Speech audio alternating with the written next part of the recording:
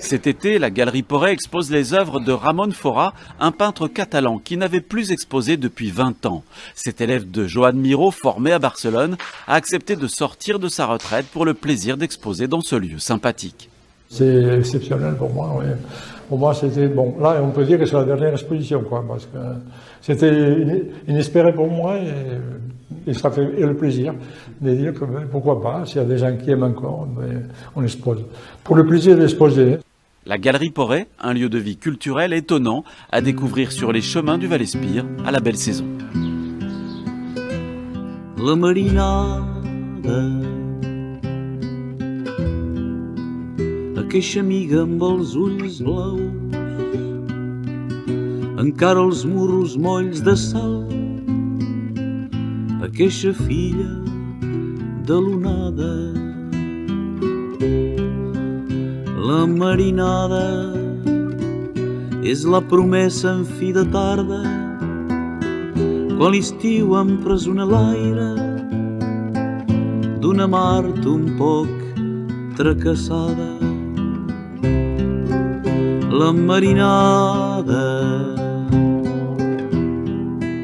és una gavi sense ocells, és una mà dins del cabells, quan la platja ha estat desertada. La marinada és un pi que torna a parlar, són els senills que fan sonar.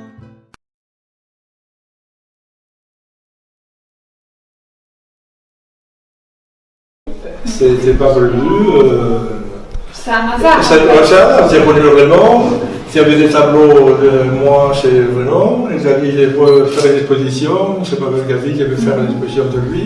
Et c'est comme ça qu'on fait l'exposition. Mais seulement, j'avais pas prévu de faire l'exposition. J'ai des tableaux. Bon, il y a des amis qui m'achètent des tableaux. Vous êtes à la retraite depuis déjà un petit temps, quand même. Comme peintre, la maison des artistes, c'était à 60 ans, il y a 59 ans, j'ai pris un nouveau métier, c'était de faire du papier d'art, de gravure. Et je ne pouvais pas faire des choses, je faisais des gravures, je pensais qu'il y avait des gravures, mais des peintures, ce n'était pas possible. Et là, c'est mon fils qui continue, qui fait du papier, moi j'ai fait un peu de peinture. Mais je n'avais pas prévu de faire une exposition, c'est bien. C'est toi la coupable. Ah là, ça me fait moi, mais... C'est toi la coupable de l'exposition. Oui. Ben oui. C'est gentil de dire il faut venir, ça l'aura. Mais c'est loin. Je dis non, c'est pas loin. Il fait bon l'été, c'est vrai qu'il fait bon l'été. Alors c'était agréable de venir. Super. Voilà, en plus vous avez des amis, ma petite fille Aïna aussi qui est venue. Bon, et bien on a mené des tableaux, on a choisi. C'est plutôt ma femme et mon fils qui ont choisi les tableaux. Mais bon, il y en avait quelques-uns de plus, c'est ceux qui ont choisi. Bon, il y en avait d'autres à choisir, mais bon, il fallait prendre quelque chose. Tout à fait. On a mené quelques gravures, j'aurais aimé avoir un papier de meilleure qualité, mais tout compte fait, c'est pas mauvais. Mais bon, on a eu que 15 jours pour préparer tout, alors il fallait même préparer les tableaux. Il y a des tableaux qui sont un peu de désagréables. Oui. Peut-être parce que j'étais à l'école d'ingénieur toute la journée, et deux soirées par semaine, plus le samedi, j'allais à l'école Massana, à Barcelone, qui était connue, et ça me changeait complètement là de la mathématique, physique, des calculs. Là, c'était des filles qu'on dessinait. Oui, non, mais ou des fleurs, ou des choses, c'était tous. Nous, on était toujours dans les chiffres des moyennes, des maximums, des minimums, intégrales, machin. Et là, c'était. Et ça a été peut-être pour moi comme un médicament par rapport aux études que je faisais, qu'il fallait étudier beaucoup quand même. Voilà. C'était pas facile, les études que j'ai faites quand même. Alors, ça m'a changé, voilà. C'est un peu comme il y en a qui partent promener, moi je partais à l'école des Beaux-Arts. Et c'était. Voilà, c'est la raison principale. C'était pas il n'y a pas d'autre raison. Formidable. Alors, on adore vos couleurs, ainsi que vos gravures qui sont sous le piano. Voilà. Pensez-vous qu'une ligne en dessin est la base de la peinture? Donc une ligne en dessin. pensez-vous, si quelqu'un ne sait pas dessiner, il ne devrait pas du tout commencer à peindre? Ça, c'est la question de Pavel. Ouais, mon opinion personnelle, c'est que d'abord, il faut... il y avait un concert que j'écoutais dans une salle de musique. J'écoutais la musique, à l'époque, ça m'intéressait, que je faisais un peu, bon, amateur, mais j'ai fait un peu de solfège, pour ça, et j'écoutais aussi la musique. Et il y avait à côté de moi qui était fou de musique, il disait, on va écouter celui-là, tu vas voir qu'à un moment donné, c'est un violon, il va faire une fausse note. Il regarde, c'est voir si les gens suivent la musique, et voir s'ils savent qu'il y a une fausse note. Et ça, c'est bien. Parce qu'il sait le faire bien, il fait une force pour regarder les gens qu'est-ce qu'ils disent. Mais j'étais un qui a dit, moi, je suis meilleur que lui, j'ai fait des fausses notes tout le temps. Voilà. Voilà. Et il y a des gens qui applaudissaient parce qu'ils disaient, il est meilleur que lui, il a fait que des fausses notes. Bon, c'est tout. C'est une réponse à la question. Très bien.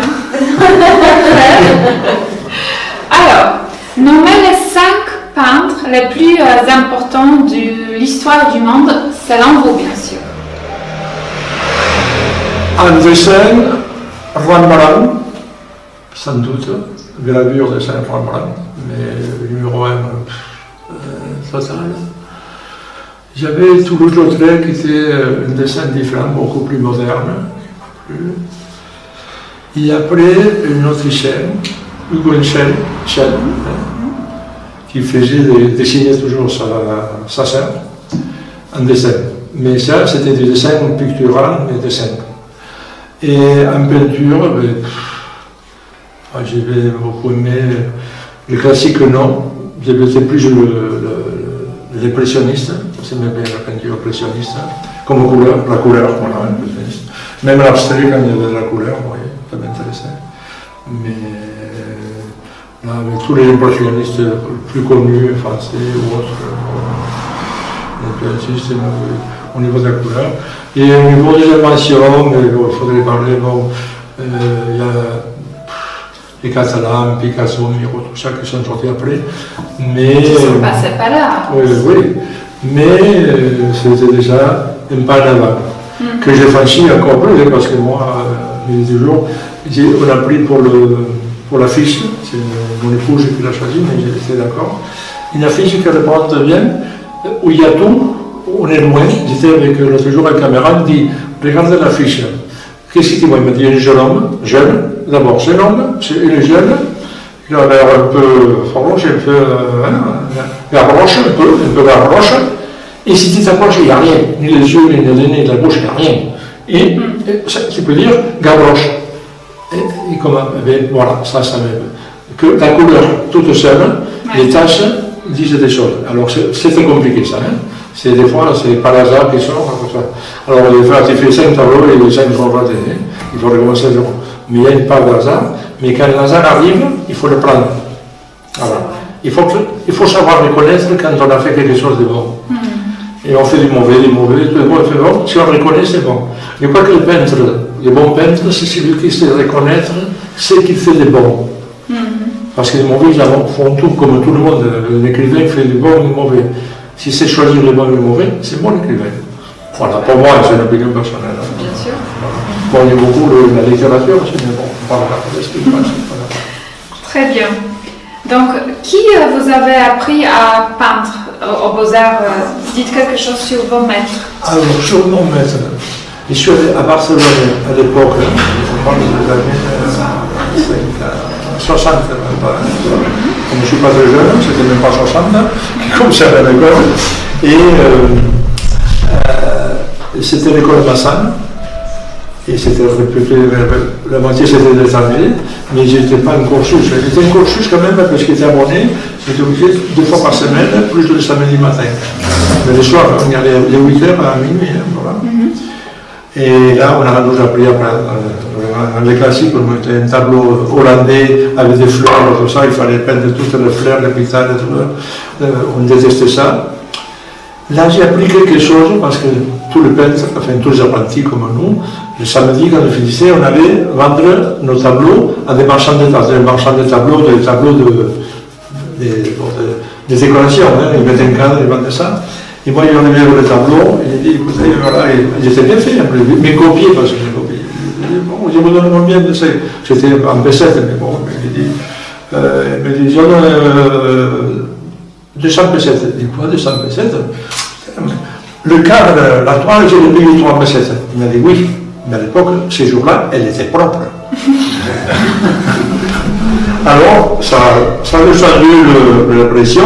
On a compris qu'il y avait beaucoup de chemin à faire et que pas 3 mois après qu'on vendait le premier tableau qu'on avait copié, qu'on prétendait vendre plus que la toile, ça valait même pas le prix de la toile, c'est une toile salie, enfin, comme tout ça. Il les vendait sûrement plus cher que ça, mais bon, il nous a remis, moi personnellement, il m'a pris, c'était un truc qui m'a resté, oui, mais il était propre. Hein. Et oui, le premier tableau.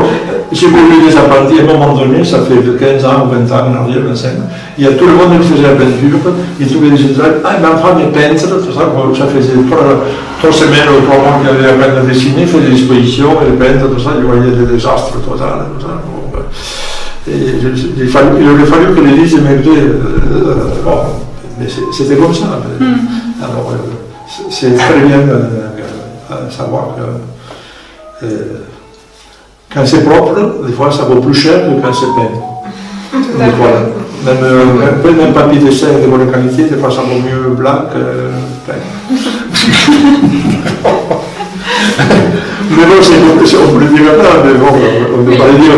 Quand c'est des connaissances, ah, vous êtes le peintre, et puis vous prenez ma femme et le peintre, c'était souvent comme ça. Ah, oui, c'est montré le tableau, je ne sais pas quoi dire. Bon, enfin, bon. Des anecdotes comme ça, mais tout le monde a connu des choses un peu semblables comme ça. Bon. Très bien.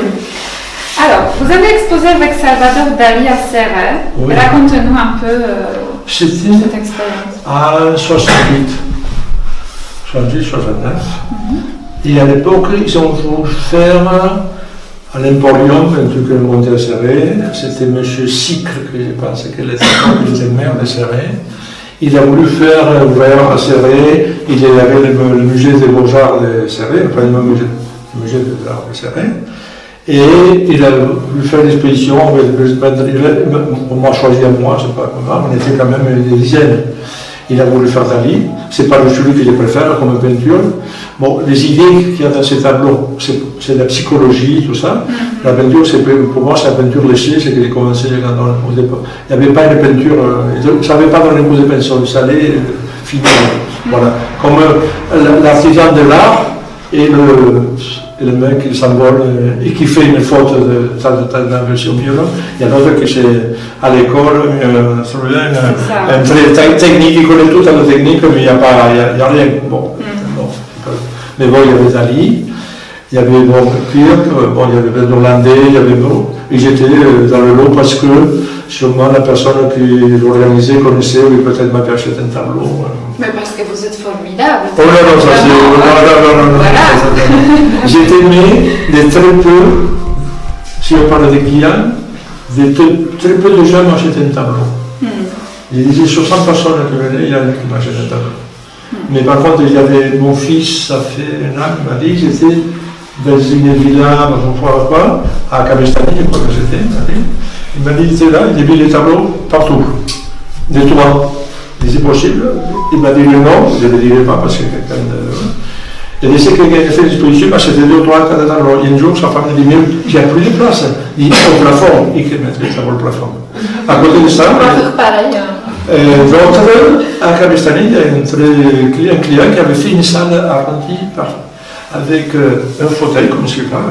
Il avait mis des chaises un jour quand je suis allé là-bas, avec des commandes ici. Et ça s'éteignait les lumières doucement.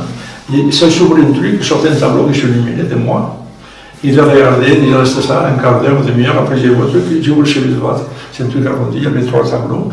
Il dit, il y avait 3 tableaux, c'est pour ça qu'il m'en faut différents de tout ça. À Pau, il y avait c'est une anecdote. J'ai exposé à Pau parce que mon épouse est de Pau. Et on a réalisé l'exposition comme ici, petite salle, on a mis une vingtaine de tableaux.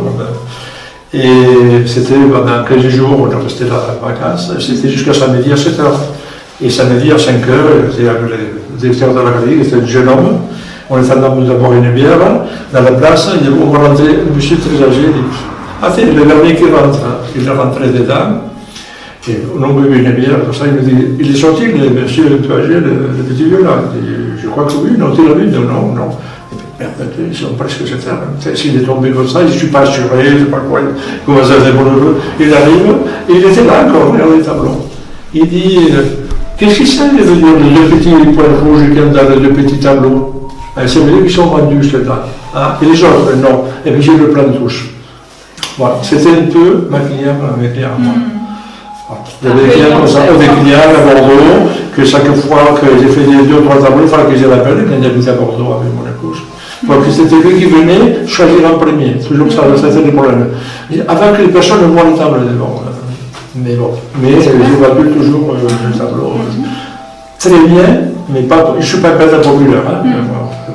Même intellectuel, pas intellectuel, mais bon, compliqué peut-être.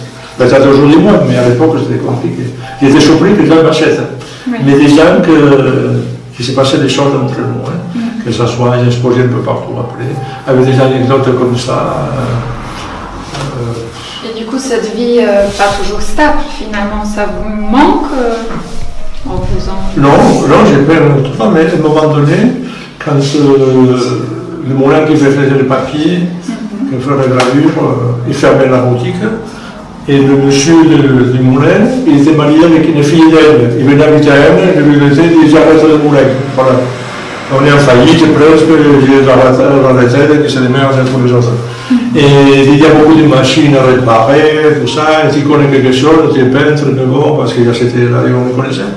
Il dit mais moi, des machines, ça n'est pas tout petit. Et on a pris la suite. Et on a modernisé complètement avec mon fils et mon épouse, on a modernisé toutes les machines.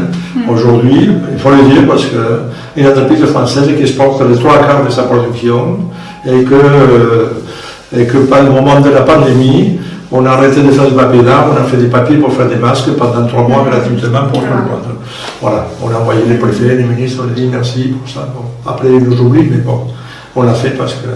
Mais l'unique qui était capable de faire des marques en France au moment de la pandémie. Il n'y avait pas une seule usine. Bon, il n'y en a pas non plus pour faire l'aspirine, mais bon, là, il n'y avait pas non plus. Mais c'est une petite boîte que ma femme adore et que mon fils aussi aime bien. Et qui pose des problèmes tout le temps, les machines encore à la presse qui a cassé, bon, enfin bon, il faut régler par téléphone, il faut y aller encore. Bon, voilà. C'est pour ça que j'ai arrêté. Et c'était.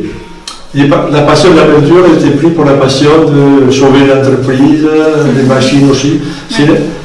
Quand j'étais ingénieur, j'avais la passion des machines. Hein.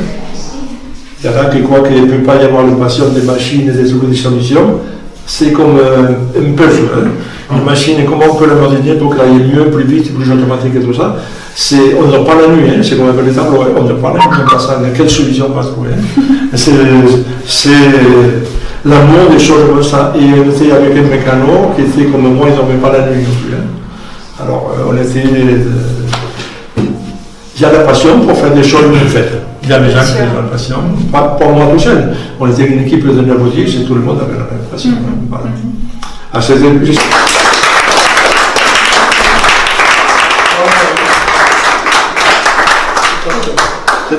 C'est toi la coupable. C'est ça. Non mais regardez-moi ton papier, regardez-moi moi au lieu de regarder.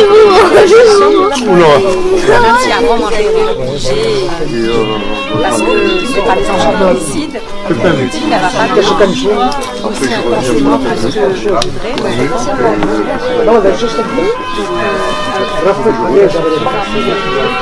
Voilà.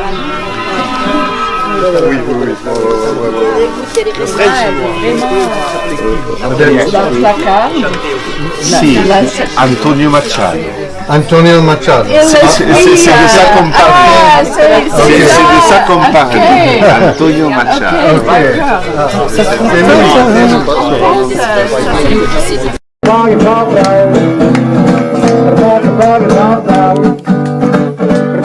que comprar.